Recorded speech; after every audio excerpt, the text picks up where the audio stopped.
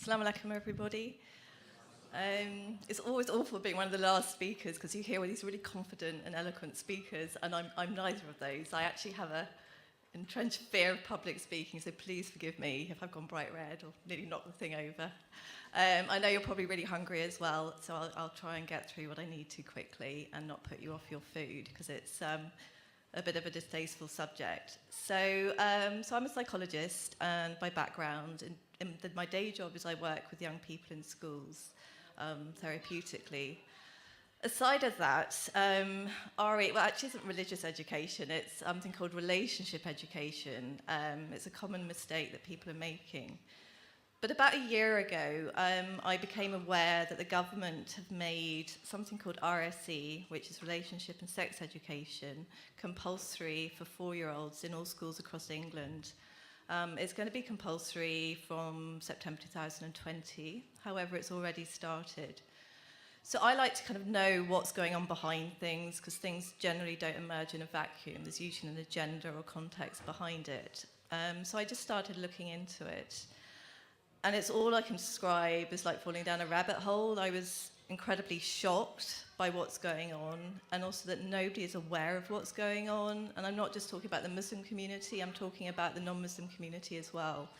The majority of people haven't got a clue what their children are learning in schools in this new kind of relationship and sex education agenda. So basically, obviously, many parents here, it's really imperative that you are aware. And in these few minutes, I'll give you a synopsis. But there is a website I've done where you can find out more. And I also do talks for the local community as well, to kind of inform parents of their rights. So basically, the government, in their wisdom, somewhat misplaced, think that all children, due to the sort of societal ills such as teenage pregnancies, pornography, etc., that children now have to learn this in schools as a form of a safeguarding. Like I said, it's going to be compulsory for 4-year-olds, although there's moves to actually make it in nursery, certain ideologies to be taught to 2-year-olds. Parents actually have very little rights because the state has decided to make it compulsory. It's actually a totalitarian endeavour to indoctrinate our children in secular ideologies regarding relationships. It's actually the core of it is actually an assault on the family. Everything that Islam holds dear, whether it's marriage between a man and a woman, chastity, self-restraint, traditional marriage is actually under attack. It's not, like I said, just an isolated case. It's actually a strategic movement that is being rolled out globally.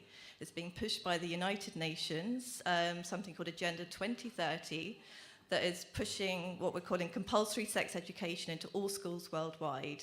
Like I said, it's very strategic, it's very thought out, and it is happening. It's already started, and it is already in our schools. And as parents, we have to be aware, and we have to talk to our children to find out what they are learning, because we're going to have to talk to our children about these issues from an Islamic perspective. Just to summarise, there's kind of 3 main areas of concerns that parents and those who have any involvement with children need to be aware of. By teaching 4-year-olds concepts such as pornography, and there are resources ready to go, they're actually planting seeds in a child's mind that is actually going to sexualise them at a very young age. Some of these resources actually amount to cartoon pornography. Again, there are examples on the website of what our young children's minds are going to be exposed to.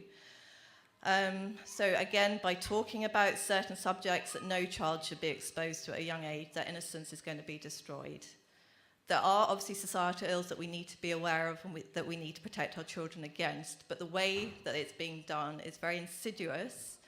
It's actually a war on morality and a war on our spirituality. And while we're all very aware of really important causes such as Palestine and Syria, there is a moral war going on in our homes and in our schools that the majority of Muslims aren't aware of. And if we don't step up and do something about it and speak our truth as people of religion, the truth of Islam, our children are going to be lost.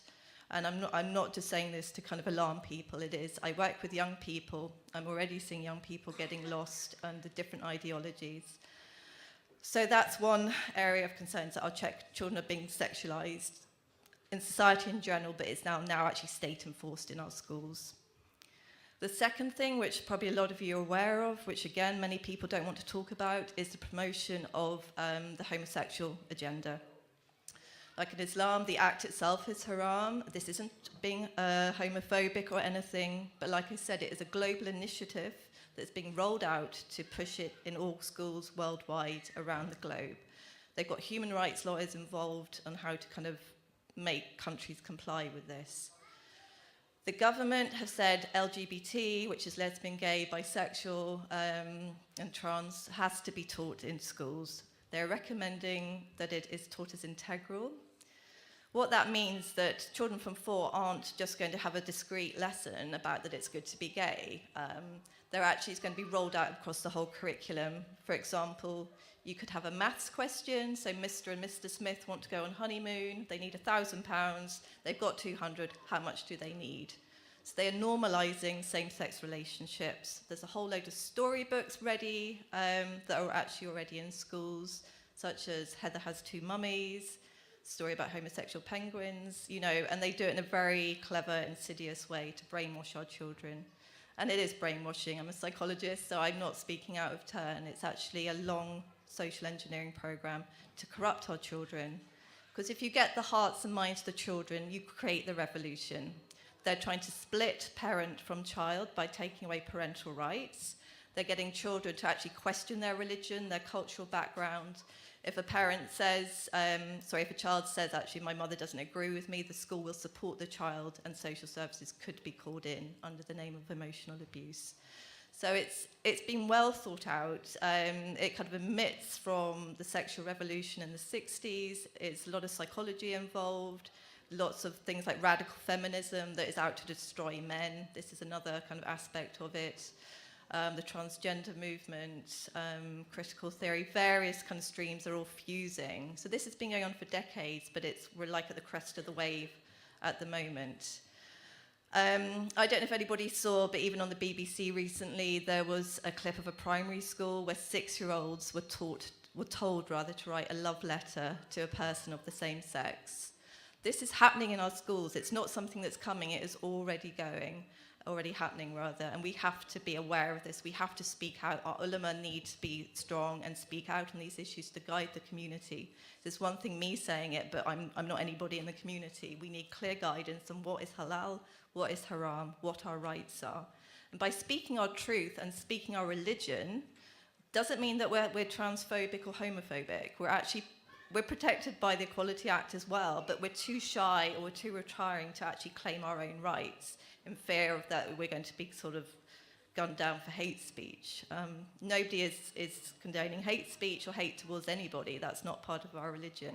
But to speak our truth and to say what needs to be said, to protect our children, which are the future generations, we have to do this, because otherwise 20 years from now we would have lost our generations, we'd have lost Islam. Sadly, there are many of the Muslim youth that are already turning into same-sex relationships because they haven't had the guidance and various other reasons. So it's actually in our community. I think the Muslim community for the gay movement is the final frontier. Up until now, like Christianity has come to it. Up until now, the Muslims have been very staunch against it. But there's a concerted effort now where they're kind of queering the Muslim community. And it's becoming more and more prevalent. And again, we need to speak out about that. That's not to say if people in our community have same-sex attraction that we ostracize them. Not at all. We need to work with them. We don't condone the behavior, but we need to work psychologically or in a mental health capacity with these people. The other thing is, again, people may be aware, which kind of follows on, is a transgender movement. So the idea that if I feel like I'm a man today, I am a man. Actually ignore scientific fact, biology, anything like that. This is gaining increased traction, although in my psychological definition, it is actually a mass delusion that's going on, and actually everybody is colluding with it, the government included. It's a highly dangerous ideology that's being pushed again in schools. This is going to come in under the pretext of gender identity and stereotypes, so that's how they start infiltrating it. And then they're going to get children to question, well, actually, what do you feel you are? That's more important than what biologically you are. It's a highly aggressive movement. As I said, they've got government in the palm of their hand, they've got the army, they've got various different sectors of society. For us as Muslims, it also means that a man with a beard could rock up in a hijab, say he's a man, and he'd be allowed to sit with the women in the women's section.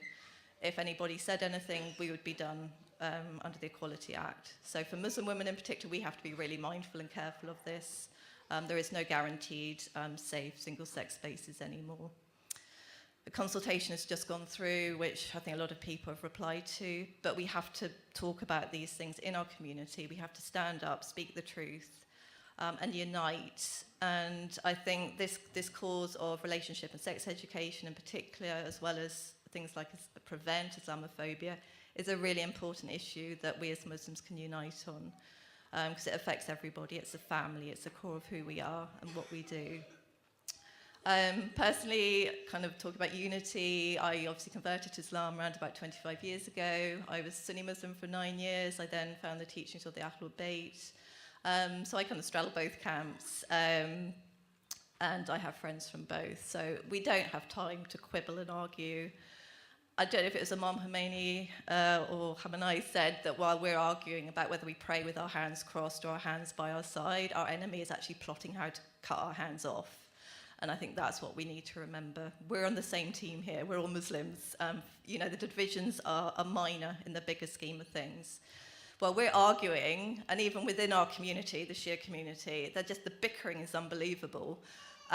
Shaitan is rubbing his hooves together because he's getting what he needs done, while we're all interfighting and arguing about this and that. So I think it's really time to wake up, take responsibility for our families, for our children, talk to our children, essential, and can just pull ourselves together and unite, because we are with the truth and Allah is with us.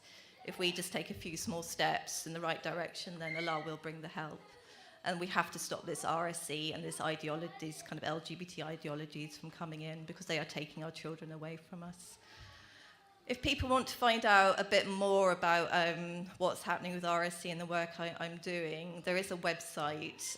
There are leaflets at the back with Sister Seema, who's got the home education stall, the BAIT initiative, because homeschooling is another option for families as well. But the website is stoprsc.com. There's a lot of information there. Feel free to ask me questions afterwards. But sorry, it's a bit of a negative talk, but I just kind of want people to be aware. And actually, we do have rights as parents, and we do have rights as people of religion, but we actually need to activate those, not just sit kind of in a defeatist or a complacent fashion. Which I think sometimes we do as a community. So I think we need to feel proud that we're Muslims, all with the truth. And inshallah, we do our bit. We tie our camel, and then Allah will do the rest, inshallah. Thank you so much.